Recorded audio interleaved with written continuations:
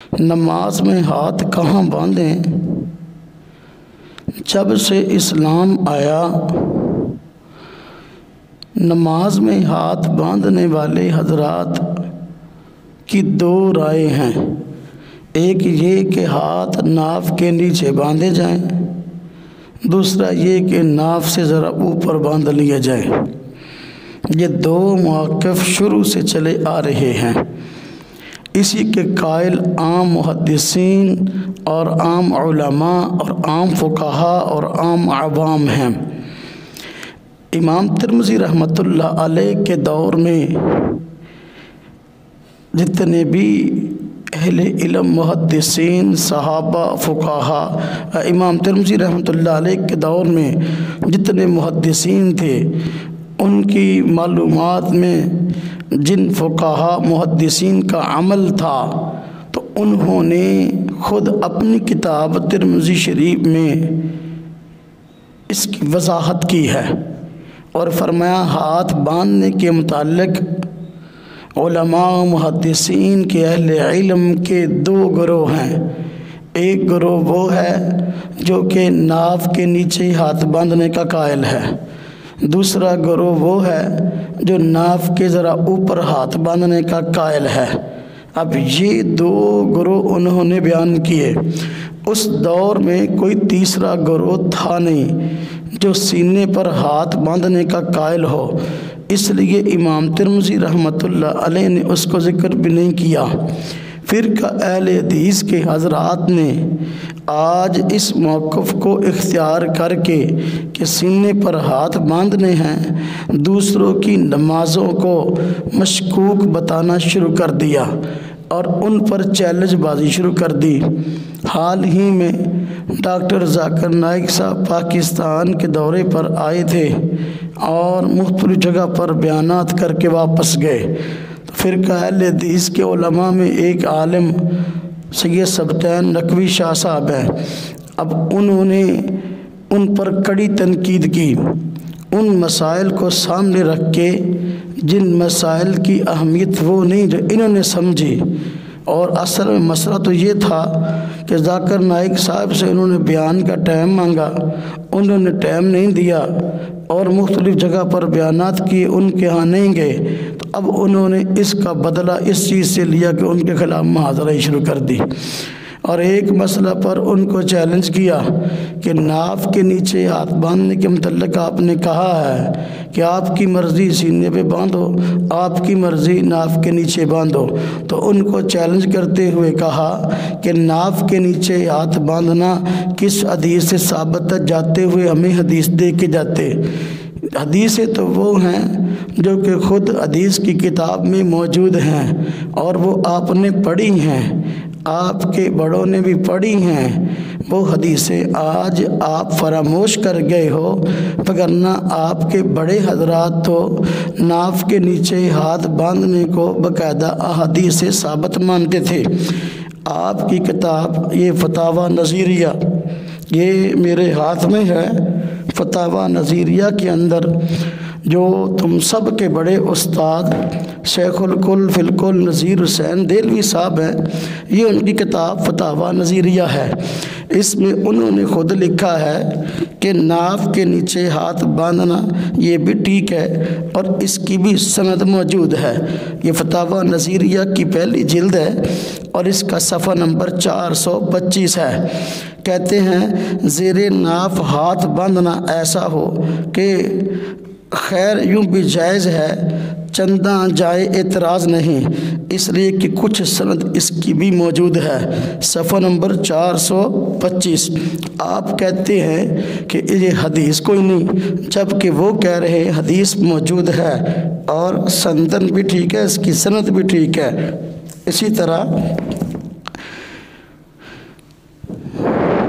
ائمہ کرام میں حضرت امام احمد بن حنبل رحمۃ اللہ علیہ ناف کے نیچے ہاتھ باندھنے کے قائل ہیں اور ان کا عام موقف یہی ہے، اگرچہ انہوں نے ناف کے اوپر ہاتھ باندھنے کی بھی اجازت دی ہے۔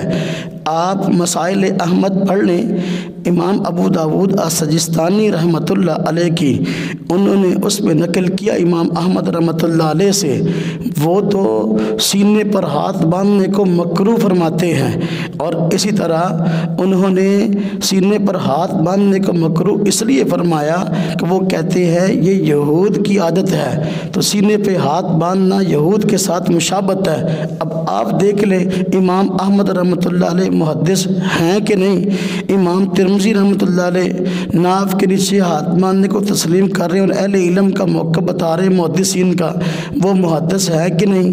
اب اسی طریقے سے سیدنا علی المرتضیٰ رضی اللہ تعالی عنہ سے روایت ہے کہ سنت ہے ہتھیلی پر ہتھیلی رکھ کے اس کو ناف کے نیچے باندھا جائے، سنن ابی داؤد میں روایت موجود ہے۔ اسی طریقے سے حضرت امام احمد رحمۃ اللہ علیہ کی مسند امام احمد میں روایت موجود ہے، امام بہقی رحمۃ اللہ علیہ کی سنن کبریٰ میں یہ روایت موجود ہے۔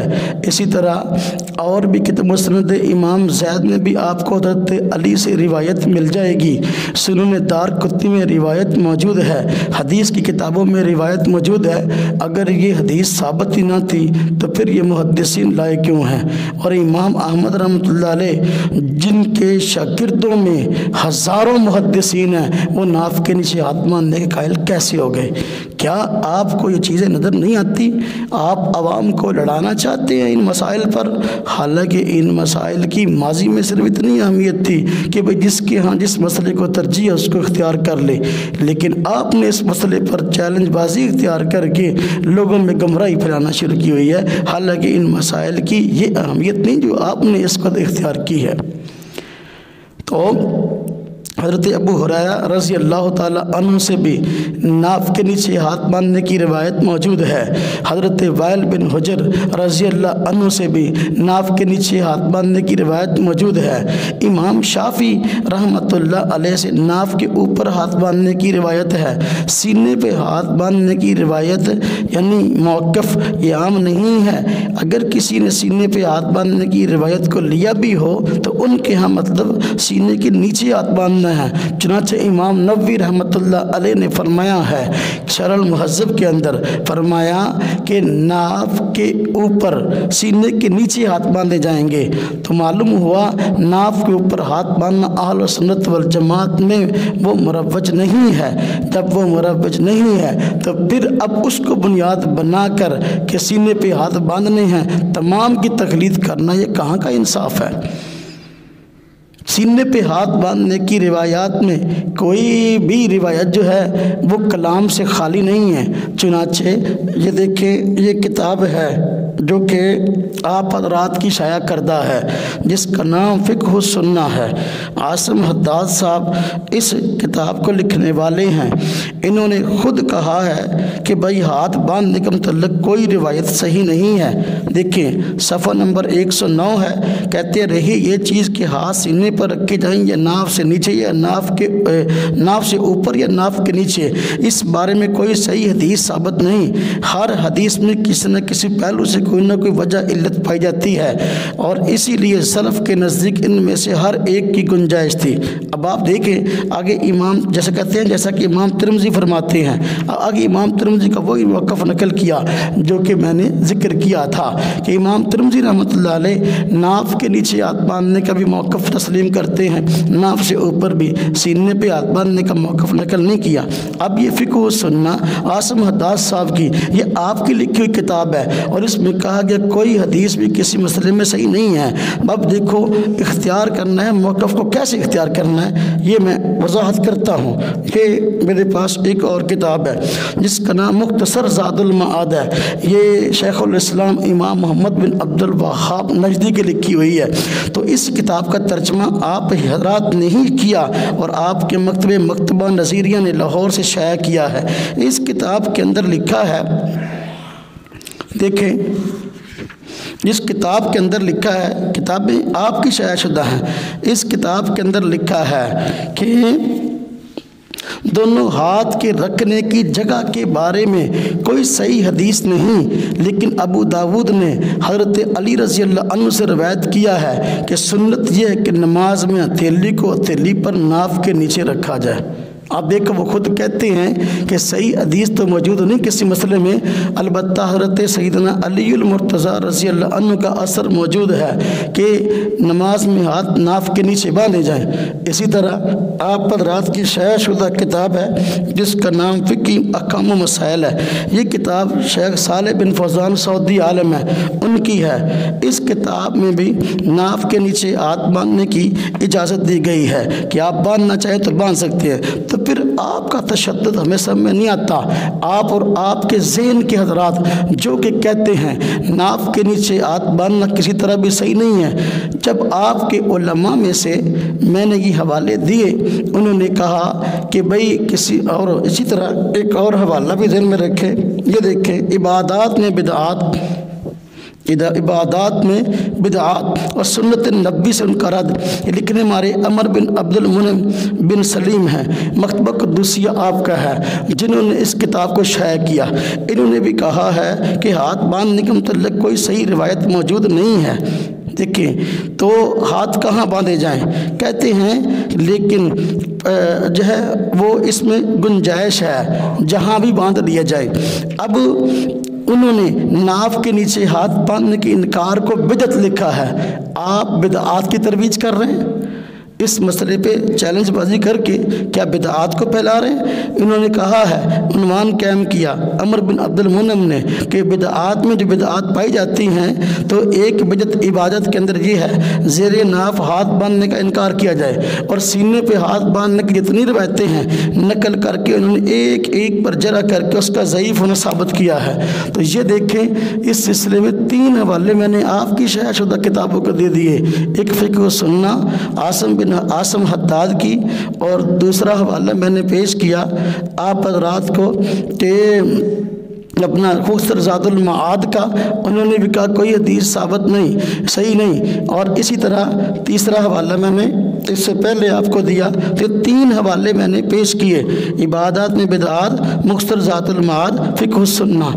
پھر بھی اب دیکھیں شیخ القول فی القول نذیر حسین دہلوی آپ کے ناف کے نیچے ہاتھ باندھنے کی اجازت دیتے ہیں، اور امام عبد الوہاب محمد بن عبد الوہاب وہ کہتے ہیں کہ حضرت علی سے روایت موجود ہے ناف کے نیچے ہاتھ باندھنے کی، اور کوئی صحیح روایت موجود نہیں ہے۔ ہم کہتے ہیں اگر کلام ہو ناف کے نیچے ہاتھ باندھنے کی حدیث کے متعلق بھی ہمیں اس سے کوئی پریشانی نہیں ہے، دیکھنا یہ ہے کہ امت کا عمل کس حدیث پر ہے۔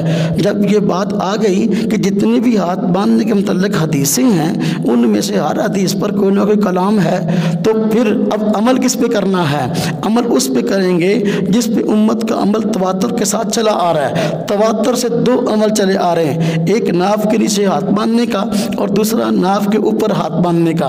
سینے پر ہاتھ باندھنے کا موقف غلط، اور امام احمد رحمۃ اللہ علیہ نے یہود کے ساتھ مشابہت کی وجہ سے اس سے منع کیا اور مکروہ فرمایا، مسائل احمد کے اندر میں نے حوالہ دیا۔